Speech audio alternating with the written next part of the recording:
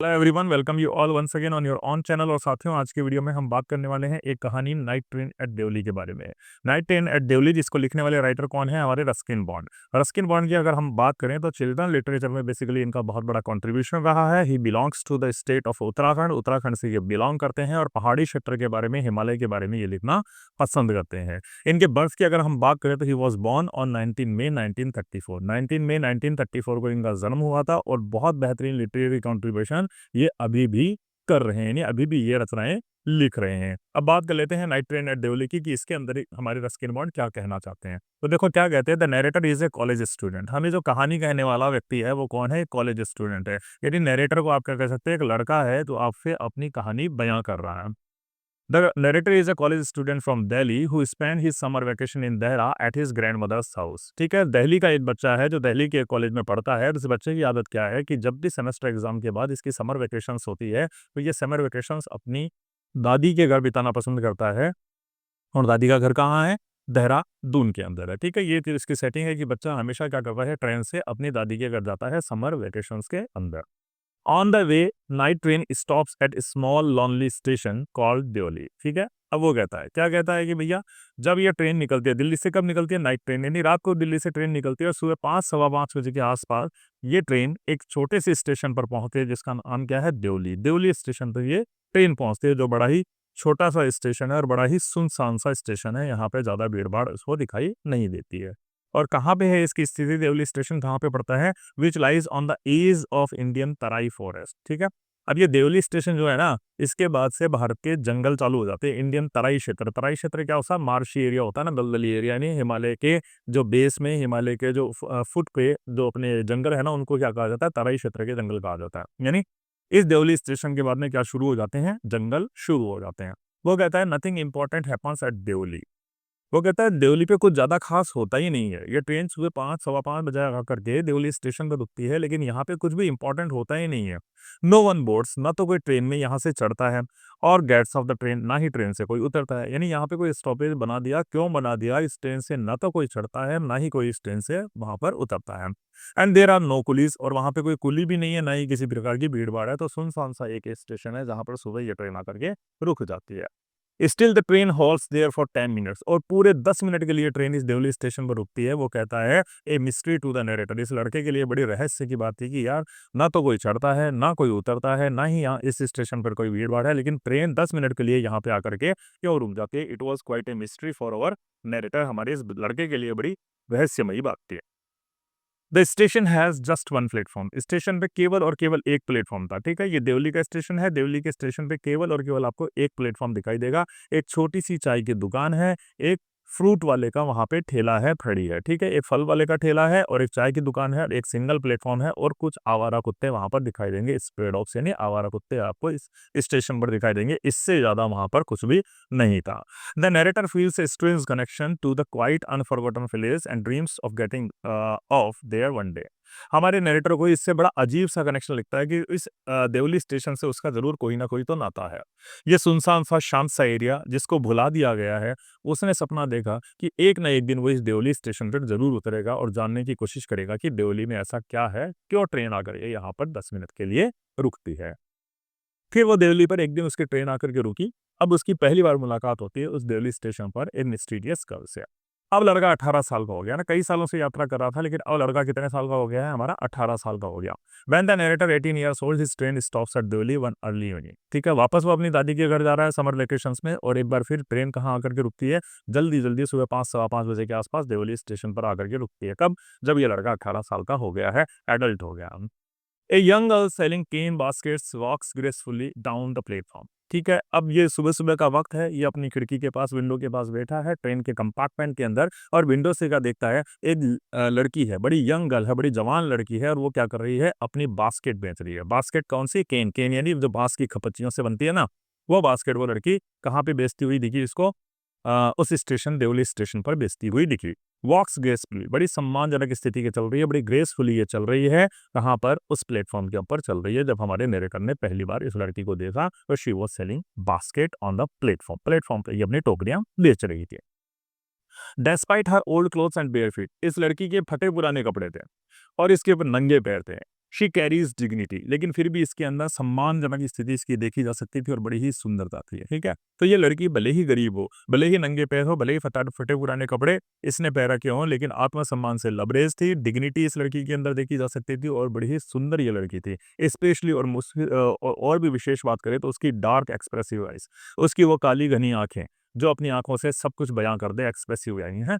तो उसकी काली घनी आंखें बहुत ही सुंदर थी। तो पहली बार हमारे इस लड़के ने क्या देखा, एक लड़की को देखा देवली स्टेशन पर, जो क्या कर रही थी, अपनी बास्केट बेच रही थी। बड़ी गरीब लड़की थी, फटे पुराने कपड़े पहन रखे थे, बेयर फीट यानी नंगे पैर थी, लेकिन फिर भी बड़ी डिग्निटी, बड़ी एलिगेंट इस ये लड़की लग रही थी और बड़ी ही सुंदर ये लड़की लग रही थी। और खासकर इसकी आंखों की बात करें तो इसकी आंखें हमारे इस लड़के को बहुत भा गई, क्योंकि उसकी आंखें बहुत कुछ कह रही थी। अब वो लड़की आई और कहाँ पे रुकी, उसी विंडो के सामने रुकी जिस विंडो पे हमारे ये लड़का बैठा हुआ था। तो लड़का ट्रेन के अंदर बैठा है, लड़की ट्रेन के बाहर विंडो के सामने खड़ी है। She and the narrator shared A silent movement. वो लड़की भी आई और उस लड़के को अचानक उसने देखा, तो वो चुपचाप से उसके सामने खड़ी हो गई। ना तो लड़की ने कुछ बोला, ना लड़के ने कुछ बोला, दोनों चुपचाप एक दूसरे को देखते रहे। कहाँ पे, उस खिड़की पे जहां पर हमारा नरेटर, हमारा ये बॉय बैठा हुआ था। कोई शब्द दोनों ने एक दूसरे से नहीं कहा, but something passes between them, लेकिन फिर भी उनके बीच में कुछ तो हो गया था, ठीक है। ना तो लड़की बोली, ना ही लड़का बोला। लड़की आगे चुपचाप खड़ी हो गई, लड़का भी वहां पे चुपचाप अंदर से उस लड़की को देखता रहा। ना तो लड़की ने एक शब्द बोला, ना ही लड़के ने एक शब्द बोला, लेकिन फिर भी उनके बीच में शायद कुछ तो था जो एक्सचेंज हो गया था, शायद कुछ तो था जो उन्होंने अनकही बातें एक दूसरे से कर ली थी। अब वो लड़की था, थोड़ी देर रुकी और थोड़ी देर रुकने के बाद वो लड़की आगे की तरफ बढ़ गई उस विंडो से, और हमारा जो नैरेटर था, हमारा ये लड़का था, कंपेल्ड यानी मजबूर हो गया, अपनी सीट से उठा। द नैरेटर स्टेप्स डाउन, उस ट्रेन के डब्बे से नीचे उतरा और उस लड़की को ढूंढता हुआ कहाँ पहुंचा, वॉक्स टुवर्ड द टी स्टॉल। एक चाय की जो छोटी सी थड़ी थी वहां पर ये लड़का पहुंचता है उस लड़की की इंक्वायरी करने के लिए कि कहाँ गए। लेकिन अचानक the girls follow and ask, लड़की पीछे से आ जाती है और उस लड़के से पूछती है, क्या पूछती है, do you want to buy basket, क्या तुम मेरी टोकरियां खरीदना चाहते हो। Thou he says not fast, लड़के ने कहा, नहीं भाई, मैं टोकरी तो नहीं खरीदता, लेकिन फिर भी क्योंकि उसे लड़की से बात करनी थी, he eventually buys one just to interact with her. उस लड़की से बात करने के लिए उसने क्या करा, एक टोकरी खरीद ली। हैंडिंग हर ए रुपी, अब लड़की को 1 रुपया दिया, रुपया दिया तो उसके हाथ भी टच करने पड़ेंगे, और हाथ टच करने में उसको बड़ा संकोच महसूस हो रहा था, तो बेयरली टचिंग हर हैंड, मुश्किल से उसने उस लड़की के हाथ टच किए और उसको 1 रुपया दे दिया और उससे एक टोकरी खरीद ली। As she was about to speak, वो लड़की कुछ बोलने ही वाली थी, लेकिन उसी समय क्या हुआ, द ट्रेन व्हिसल ब्लोस, उस ट्रेन की जो थी सीटी बज गई, उस ट्रेन का जो था फॉर्न बज गया, और ये इस चीज का सिग्नल था कि the train is about to move, गाड़ी चलने वाली। तो कबाब में हड्डी हो गई। और लड़की और लड़का बात करते हैं, लेकिन उससे पहले क्या हुआ, उस ट्रेन की सीटी बज गई, उस ट्रेन की व्हिसल बज गई, तो इस चीज का सिंबल था कि ट्रेन आगे की तरफ मूव करेगी, फटाफट इस ट्रेन में चढ़ जाओ। और हमारे लड़के को, the narrator rushes back to the train, भाग करके हमारे उस लड़के ने क्या करा, वापस अपनी ट्रेन को पकड़ा। ही वॉचेस हर, वो दरवाजे पे खड़ा रहा, ट्रेन आगे बढ़ती रही, वो दरवाजे पे खड़ा रहा ट्रेन के, and he watches her smile at him as the train pulls away. वो पीछे मुड़ करके उस लड़की को देखता रहा और लड़की उसकी तरफ देख करके मुस्कुरा रही थी। अब देखो, जवान लड़का है, जवान लड़की है, लड़के को देख करके लड़की मुस्कुरा रही है, तो इसने बहुत सारे अरमान अपने अंदर पाल लिए। उस लड़की की इमेज उसके दिमाग में चलती रही, her image lingers in his mind for the rest of the journey. तो उसकी देवली के बाद जितनी यात्रा बची थी ना, उस पूरी यात्रा के दौरान वो लड़की उसके दिमाग के अंदर बनी रही, वो केवल उसी के बारे में अपनी यात्रा के दौरान विचार करता रहा। ठीक है, लव एट फर्स्ट साइट हो गया भैया लड़के को। तो लड़का पूरी तरीके से लड़की के प्यार में पागल हो चुका है। ठीक है, आगे चलें उससे पहले यदि अभी तक आपने अपने इस चैनल एजू नेक्स्ट विजडम को सब्सक्राइब नहीं किया है तो please do subscribe the channel, ताकि आगे आने वाले वीडियोस का नोटिफिकेशन आपको मिलते रहे। हम यूनिवर्सिटी के सारे वीडियोस यहाँ पर अपलोड करने की कोशिश कर रहे हैं, ताकि एग्जामिनेशन पॉइंट ऑफ व्यू से वो आपके लिए बड़े इंपॉर्टेंट हो जाए। तो please do subscribe the channel, ताकि हमें मोटिवेशन मिलता रहे और हम इसी तरीके की वीडियो आपके लिए अपलोड करते रहें। आगे चलते हैं भैया। फिर क्या हुआ, 2 महीने हो गए, दादी के घर पहुंच गया, सब कुछ भूल गया। 2 महीने बाद वापस टाइम आया उसका दिल्ली लौटने का। ठीक है, तो उसने रिटर्न जर्नी के लिए वापस ट्रेन पकड़ी। He eagerly looks for her at Deoli. अब वो ट्रेन जैसे ही वापस रिटर्न में कहाँ पहुंची, देवली पे पहुंची। वापस उसको उस स्टेशन पे वही लड़की दिखाई दी, तो बड़ा उत्सुक था। जब दादी के घर से वो निकला दिल्ली के लिए, छुट्टियां पूरी हो गई, तो फिर उसने उसकी ट्रेन आकर के देवली स्टेशन पर रुकी, और देवली स्टेशन पर जब रुकी तो he was eager to look at the girl. उस लड़की को देखने के लिए बड़ा उत्सुक था, और वो लड़की उसको दिखाई भी दी, यानी उसकी इच्छा पूरी हो गई उस लड़की को देखने की। वो लड़की एक बार फिर उसको वहां पर दिखाई दी।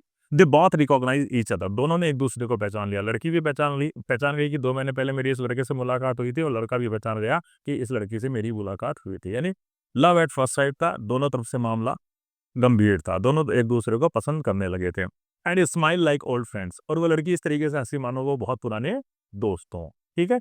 This time she walks directly, और दूसरी मुलाकात थी इसलिए उस लड़की को भी कोई हेजिटेशन नहीं हुआ, कोई झिझक नहीं हुआ, वो डायरेक्टली उस लड़के के पास आ गई, not bothering to sell basket to anymore else. अब उस लड़की को शायद टोकरियां तो नहीं बेचनी थी, वो टोकरियां बेचने के इरादे से इस लड़के के पास नहीं आई थी। दे डोंट टॉक मच, उन दोनों ने कुछ बात तो नहीं करी, क्योंकि बात करने में थोड़ी बहुत हेजिटेशन होती है ना।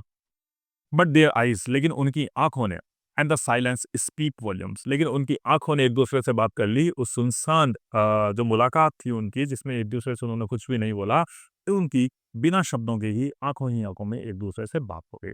ही wishes to take her with him, लड़के ने इच्छा करी कि काश वो इस लड़की को अपने साथ ले जाए। फील्स डीप कनेक्शन, क्योंकि उस लड़की से अपना एक गहरा रिश्ता उस लड़के को लग रहा था, तो लड़के ने सोचा क्यों ना मैं इस लड़की को अपने ही साथ दिल्ली ले जाऊं, ठीक है। He takes the basket from her hand, उस लड़के ने उस लड़की के हाथ से टोकरियां ले ली। जब वो उस लड़के के पास पहुंची, ही होल्ड्स हर हैंड इंस्टेड, और उस लड़की ने का हाथ इस लड़के ने पकड़ लिया, और इस लड़के ने उस लड़की का हाथ पकड़ते हुए क्या बोला, he says I have to go to Delhi. उस लड़के ने कहा भैया मुझे दिल्ली जाना पड़ेगा, मेरी कॉलेज चल रही है, मेरे एग्जाम्स हैं, मेरे को पढ़ाई करनी है, मुझे दिल्ली जाना पड़ेगा। ठीक है, लड़की के हाथ को पकड़ते हुए बोला। इरादा तो क्या था, ये लड़की को भी अपने साथ ले जाना चाहता था। लेकिन लड़की ने रिप्लाई दिया, क्या रिप्लाई दिया, I don't have to go anywhere, मुझे तो कहीं नहीं जाना है, मैं तो दिल्ली में, यहाँ देवली में ही रहूंगी, तो इनको दिल्ली जाना है तो दिल्ली जा, but I will live here Deoli, मैं तो देवली में ही रहूंगी। आगे इन द ट्रेन विसल, एक बार फिर कबाब में अड्डी, उस ट्रेन की सीटी बज पड़ी, ठीक है, एक बार फिर उस ट्रेन की सीटी बज पड़ी, और वो मजबूर हो गए, फोर्सेस दम अपार्ट, एक दूसरे से जुदा होने के लिए मजबूर हो गए, एक दूसरे से अलग होने के लिए मजबूर हो गए। He has to let go, उसको उस लड़की को वहीं छोड़ना पड़ा, and jump on the train, और वो कूद करके वापस अपनी ट्रेन में चढ़ गया ताकि उसकी ट्रेन मिस ना हो जाए। She remains in his thoughts for the months after, और वो दिल्ली पहुंच भी गया, लेकिन कई महीनों तक वो लड़की उसके दिमाग में ही चलती रही। Her memory turning into a bright and living presence, और उस लड़की की यादें जो थी हमेशा उसके लिए नई सी, जीवंत सी उसकी मेमोरी उसकी यादों में बस गई, ठीक है। तो हमेशा के लिए वो लड़की उसके दिलो दिमाग के अंदर बस गई थी। दूसरी मुलाकात के बाद लड़की के ऊपर यह असर हुआ। फिर वापस क्या होता है, द नेक्स्ट समर, अगली गर्मियां फिर आई। इस बार लड़के ने जल्दी अपना सामान पैक कर लिया, उसको लगा कि दादी भी खुश हो जाएगी, मैं जल्दी पहुंचा हूं, जबकि उसका इरादा क्या था, he returns to Deoli with the sole purpose of seeing her, वो देवली जाना चाहता था, और देवली जाने का उसका एकमात्र सोल पर्पज, एकमात्र उद्देश्य क्या था, कि वो उस लड़की को दोबारा देखना चाहता था। फिर ट्रेन कहाँ पहुंची, देवली पहुंची, but this time she was not on the platform. तो कितनी मुलाकात हो गई लड़की से, दो मुलाकात हो गई, एक तो दादी के गया था और फिर दादी से घर से आया था, लेकिन तीसरी बार जब वो वापस दादी के जा रहा था, अब की बार उसको लड़की कहाँ नहीं दिखाई दी, उस रेलवे प्लेटफॉर्म पे वो लड़की नहीं दिखाई दी। डिसअपॉइंटेड, बड़ा निराश हो गया। ही टॉक्स ऑस टू द स्टेशन मास्टर, वो स्टेशन मास्टर के पास गया और उसने उस लड़की के बारे में इंक्वायरी करी, लेकिन station master knows nothing to her, लड़का जो स्टेशन मास्टर था वो उस लड़की के बारे में कुछ भी नहीं जानता था। ही लर्न्स दैट द प्रीवियस, अब वो था चला गया, और स्टेशन मास्टर कुछ भी नहीं जानता था, तो वो चुपचाप अपनी दादी के घर चला गया। 2 महीने बाद वापस वो दादी के घर से लौटा। लौटा तो वापस गया, कहाँ गया, उस स्टेशन मास्टर वाले केबिन में गया, लेकिन अब की बार क्या हुआ, he learns that the previous station master has been transferred recently, उसको लगा और उसको ये मालूम पड़ा कि भैया यहाँ पे जो पुराना स्टेशन मास्टर था ना, तो उसका अभी नया ट्रांसफर हो गया, और अब यहाँ पे नया स्टेशन मास्टर आ गया, तो नए स्टेशन मास्टर को उस लड़की के बारे में शायद ही नॉलेज होगा, वो नहीं जानता होगा। इसीलिए वो कहाँ गया, the tea stall owner remember sir, वो चाय वाले के पास गया, और चाय वाले को वो लड़की याद थी। चाय वाले ने कहा हाँ, yes there was such a girl, हाँ ऐसी लड़की तो थी यहाँ, but she has stopped coming now, लेकिन अब उस लड़की ने यहाँ आना छोड़ दिया है, अब वो लड़की यहाँ पर टोकरियां बेचने के लिए नहीं आती। तो चाय वाले ने कहा कि भैया मैं जानता तो हूँ, लेकिन वो लड़की अब यहाँ पर नहीं आती है, पहले वो आया करती थी, ठीक है। वैन ही आस्क्ड व्हाई, अब लड़के ने बड़ा एगर था, जानना चाहता था, बड़ा उत्सुक था, क्यूरियस था, उसने पूछा चाय वाले को, भैया क्यों नहीं जानता तू उस लड़की को, क्यों नहीं जानता। He responds indifferently, how should I know, she was nothing to be, अरे भैया मैं कैसे जानूंगा, चाय वाले ने कहा, वो भी इरिटेट हो गया, मैं कैसे जानूंगा, मेरी कोई रिश्तेदार थोड़ी थी, मेरी कुछ लगती थोड़ी थी जो मैं उसके बारे में पूरी इन्वाइटेड रखूँ। Once again the narrator has to run to catch the train, और एक बार फिर हमारे इस लड़के को भाग करके अपनी ट्रेन पकड़नी पड़ी, क्योंकि वो ट्रेन वहां से निकलने वाली थी। फीलिंग लॉस्ट, अब ये क्या सोच रहा था, अब ये सोच रहा था कि इसने खो दिया है उस लड़की को, एंड हेल्पलेस, और बड़ा असहाय अपने आप को समझ रहा था कि उस लड़की से अब इसकी मुलाकात कब होगी, इसको कुछ भी नहीं पता था। नोबडी नोज अबाउट गर्ल, उस लड़की के बारे में कोई भी नहीं जानता था, ठीक है। कि confusion, the narrator keeps thinking returning Deoli, अब वापस दिल्ली आ गया, लेकिन दिमाग में इसके क्या चलता रहा, keeps thinking of returning to Deoli for a day to find her, उसने कहा कि एक दिन ऐसा आएगा कि मैं देवली पे ही रुकूंगा, और कैसे रुकूंगा, फॉर ए डे, पूरे दिन के लिए रुकूंगा, और उस लड़की को ढूंढने की कोशिश करूंगा कि वो देवली में कहाँ पर है। But he never actually gets off the train, लेकिन वो देवली के सामने से कई बार गुजरा, ट्रेन में बैठा हुआ वो देवली स्टेशन के सामने से कई बार गुजरा, लेकिन वो कभी भी अपनी ट्रेन से नहीं उतरा। क्यों नहीं उतरा? शायद उसको डर था, may be out of fear, शायद उसको डर था क्या, that he will find something painful, कि कहीं उसको देवली पे उतरूं, उस लड़की को ढूंढूं तो मेरे को कुछ ऐसा ना मिले जिससे मुझे और भी ज्यादा दर्द हो और भी ज्यादा दुख हो। कैसे दुख हो सकता था उसको? दैट शी हैज मैरिड, कि मैं उतरूं यहाँ पर और उस लड़की की इंक्वायरी करूं और मुझे मालूम पड़े कि भैया उस लड़की की तो शादी हो गई है, और हैज गॉन, या फिर वो देवली छोड़ करके चली गई है, या फिर उसकी तबीयत बहुत ज्यादा खराब है। तो उस लड़के ने कहा कि अगर मैं रियलिटी का सामना करता हूँ, अगर मैं वास्तविकता का सामना करता हूँ, इनमें से कोई सी भी एक चीज हुई, तो मुझे क्या होगा, बड़ा दर्द महसूस होगा, पेन महसूस होगा। तो इस चीज से वो डर गया और इसीलिए वो कभी देवली स्टेशन पर नहीं उतरा।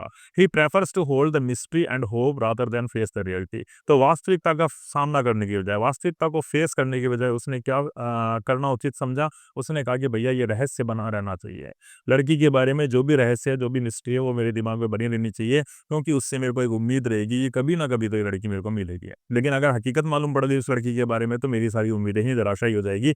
इसलिए उसने क्या करा कि मेरे दिमाग में हमेशा मैं इस लड़की के रहस्य को पाले रखूंगा और हमेशा उम्मीद को पाले रखूंगा कि कभी तो मेरी उस लड़की से मुलाकात होगी। He continues to pass through Deoli station again and again. वो देवली स्टेशन के बाद से बार बार गुजरा, always looking out the window, बार बार वो खिड़की के बाहर झांकता था, होपिंग टू सी हर, इस उम्मीद में कि वो लड़की शायद उसको कभी उस देवली स्टेशन पर दिखाई देगी। बट शी नेवर अपीयर्स, लेकिन वो लड़की उसके सामने कभी भी नहीं आई, वो लड़की उसके बाद उसको कभी भी दिखाई नहीं दी।